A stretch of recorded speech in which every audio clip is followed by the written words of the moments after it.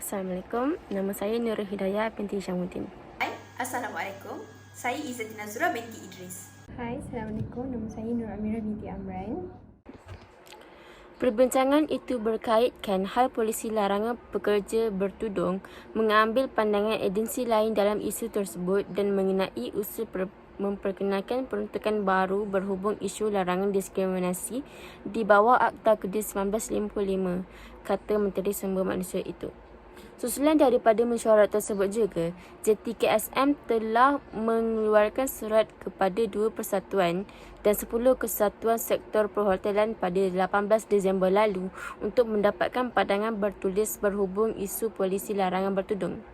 JTKSM telah menerima maklum balas Persekutuan Pengusaha Hotel Malaysia yang menyatakan polisi larangan pakaian bertudung adalah terpulang kepada pengurusan hotel dan kenyataan itu bertepatan dengan tindakan yang sedang dilaksanakan melalui pemeriksaan berkanun ke tempat pekerjaan sektor perhotelan secara berterusan bagi tujuan pemantauan lanjut berhubung perkara ini.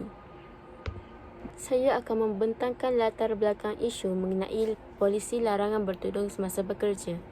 Terdapat 13 hotel di beberapa negeri telah dikesan oleh Kementerian Sumber Manusia yang mana telah mengamalkan polisi larangan bertudung semasa bekerja. Perkara ini bertentangan dengan Perkara 8/2 Perlembagaan Persekutuan yang melarang sebarang bentuk diskriminasi berasaskan agama dan keturunan. Menurut Datuk Seri Richard Riyad James, Menteri Sumber Manusia di Kuala Lumpur, pindaan undang-undang melibatkan pengenalan peruntukan baru di bawah Akta Kerja 1955 akan disegerakan bagi menangani larangan diskriminasi di tempat kerja. Beliau juga memberitahu Jabatan Tenaga Kerja Semenanjung Malaysia turut mengadakan perbincangan dengan hotel terlibat. Hasil daripada perbincangan mereka bersetuju secara dasar bagi membatalkan polisi tersebut. Perakuan secara lisan dan bertulis telah dikeluarkan dari 4 pengusaha hotel yang terlibat. Hasil siasatan dilakukan Kementerian ke atas 74 buah hotel bertaraf 4 dan 5 bintang di Pahang, Selangor, Johor, Kuala Lumpur dan Putrajaya bermula November lalu mendapati 13 daripadanya mengamalkan polisi larangan bertudung semasa bekerja. Kementerian ingin mengulangi gesaan kepada majikan supaya menghormati hak-hak para pekerja seperti termaktub dalam Perlembagaan Persekutuan dan pada masa sama draft cadangan pindaan undang-undang tersebut akan diperhalusi segera bersama beberapa agensi lain. Ramai kaki tangan hotel membuat aduan kepada Majlis Rangkaian Kesatuan Sekerja Antarabangsa Malaysia mengenai diskriminasi terhadap pekerja wanita Islam di bahagian kaunter yang diarahkan menanggalkan tudung. Ikoran itu, pendedahan telah dibuat oleh Uni MLC menyebabkan isu ini berbangkit. Selain tindakan pemeriksaan dijalankan, Kementerian juga telah mengumpulkan pelbagai pihak bagi mengadakan perbincangan. Antara yang terlibat termasuk Kementerian Pelancongan dan Kebudayaan, Kementerian Pembangunan Wanita, Keluarga dan Masyarakat, Jabatan Kemajuan Islam Malaysia, Majlis Perhubungan Rangkaian Kesatuan Sekerja Antarabangsa Malaysia dan beberapa pihak lagi. Perlembagaan yang disentuh.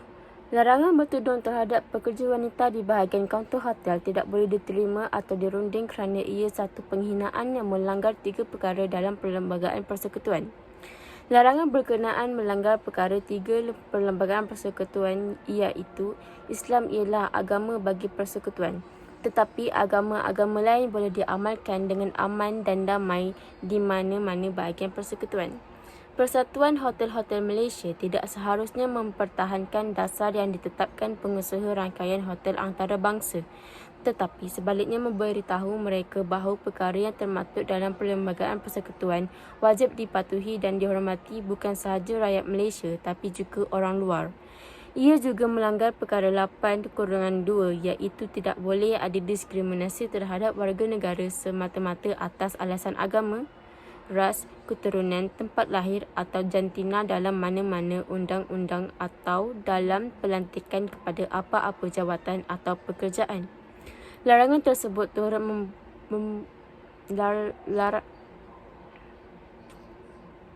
Larangan tersebut turut bertentangan dengan perkara 11/1 iaitu tiap-tiap orang berhak menganuti dan mengamalkan agamanya.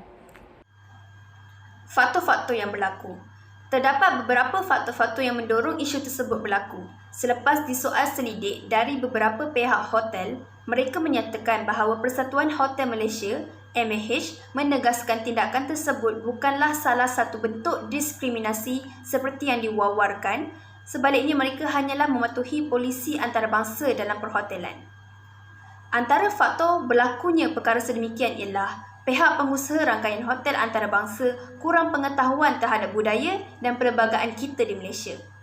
Oleh kerana itu, mereka beranggapan bahawa perkara sedemikian patut dilaksanakan demi meningkatkan persaingan mereka dengan pengusaha hotel-hotel yang lain. Walau bagaimanapun, pihak hotel yang sudah jelas dengan etika dan perlembagaan di Malaysia seharusnya bersuara, bukan mendiamkan diri dan hanya menurut. Selain itu, Presiden MAH juga turut mempertahankan tindakan hotel yang melarang pekerja wanita yang bertudung ditempatkan di bahagian khidmat pelanggan. Beliau menegaskan bahawa tindakan tersebut adalah sebahagian daripada dasar antarabangsa. Maka dengan itulah masih ada pihak perhotelan masih mengekalkan dan tidak membatalkan peraturan tersebut. Antara implikasi larangan bertudung ini terhadap seseorang individu dan masyarakat ialah menyekat kebebasan. Isu ini secara automatik memang sengaja menafikan kebebasan wanita Islam kerana bertudung adalah perkara wajib dalam agama sekaligus adalah hak asasi bagi wanita Islam untuk mereka bebas amalkan. Selain itu, ia satu penghinaan dari segi moral. Ini kerana boleh menjatuhkan maruah berikutan tanggapan negatif masyarakat disebabkan tindakan membuka tudung semata-mata untuk bekerja di hotel. Orang mula memandang rendah dan memberi perspektif salah terhadap pekerjaan mereka. Peraturan yang ada menjadi penghalang dan memaksa mereka membuat pilihan. Seterusnya, isu ini seperti mendiskriminasi terhadap agama, bangsa dan bahasa. Tindakan pihak hotel yang melarang pekerja wanita mereka bertudung jelas satu perbuatan diskriminasi terhadap agama, sedangkan perkara 8 Perlembagaan Persekutuan menetapkan kesamarataan dalam aspek agama, bangsa, keturunan, tempat lahir dan jantina. Ketegangan antara kaum juga akan berlaku jika larangan bertudung ini masih berterusan. Negara kita terkenal dengan masyarakat majmuk hidup harmoni yang bebas mengamalkan ajaran agama masing-masing. Hormati sensitiviti masyarakat Islam sebagaimana kita menghormati kaum dan agama lain. Kekalkan perpaduan, jangan sengaja mencari punca ketegangan kaum dengan mengungkitkan perkara yang sepatutnya tidak diperbesarkan. Akhir sekali, tekanan mental terhadap pekerja hotel wanita di barisan hadapan kaunter. Apabila Rafidah Hanim, doktor perubatan menemu ramah pekerja hotel wanita terbabit merasakan tekanan mental yang dihadapi mereka yang kecewa apabila hak dinafikan dan pekerja dalam keadaan tertekan. Antara langkah-langkah untuk membendung isu larangan bertudung di tempat kerja ialah memfailkan saman atau membuat laporan polis. Dari segi undang-undang, mereka boleh memfailkan saman terhadap pihak hotel atau mana-mana majikan yang mengeluarkan larangan bertudung. Jika ada majikan mengeluarkan arahan, wanita teraniaya dan didiskriminasi perlu membuat laporan polis agar siasatan dapat dibuat terhadap syarikat hotel atau majikan terbabit. Selain itu, menasihati untuk tindakan pembetulan. Menurut Menteri Sumber Manusia, Datuk Seri Richard Riyad, Jabatan Tenaga Kerja Semenanjung Malaysia atau JTKSM menasihatkan 13 hotel berkenaan mengambil tindakan pembetulan supaya tidak melaksanakan larangan bertudung. Seterusnya, meneruskan pemantauan. Kementerian memandang serius terhadap isu diskriminasi yang didakwa berlaku dalam kalangan beberapa majikan sektor perhotelan. Oleh itu, JTKSM akan meneruskan pemantauan ke atas beberapa lagi premis pekerjaan di sektor perhotelan supaya tidak lagi wujud isu larangan bertudung. Akhir sekali, membatalkan segera arahan atau peraturan ini. Menurut Menteri Pelancongan dan Kebudayaan, Datuk Seri Muhammad Nazri Abdul Azri mengharapkan kerajaan membatalkan segera arahan atau peraturan pihak hotel itu. Minta pihak hotel berkenan menghormati demokrasi dan agama rasmi negara ini.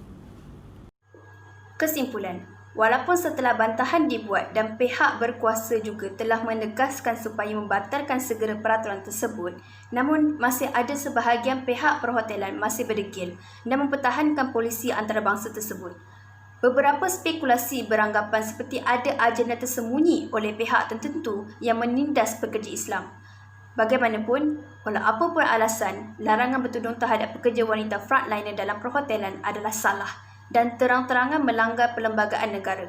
Ia jelas sekali menyekat kebebasan para pekerja tersebut. Selain dari itu, dibimbangi pekerjaan seperti ini akan mendapat tanggapan negatif dari orang ramai disebabkan tindakan membuka tudung semata-mata hanya memenuhi syarat pekerjaan. Sekaligus, orang ramai akan mula memandang rendah terhadap pekerjaan mereka. Oleh kerana itu, peraturan seperti ini wajar sekali dibatalkan. Ia bukan sahaja terang-terangan melanggar perlembagaan negara, tetapi juga menyekat kebebasan mempraktikkan amalan agama dan budaya para pekerjanya. Ia sama seperti menarik kebebasan individu tersebut. Di sini kami list beberapa link yang digunakan sebagai rujukan.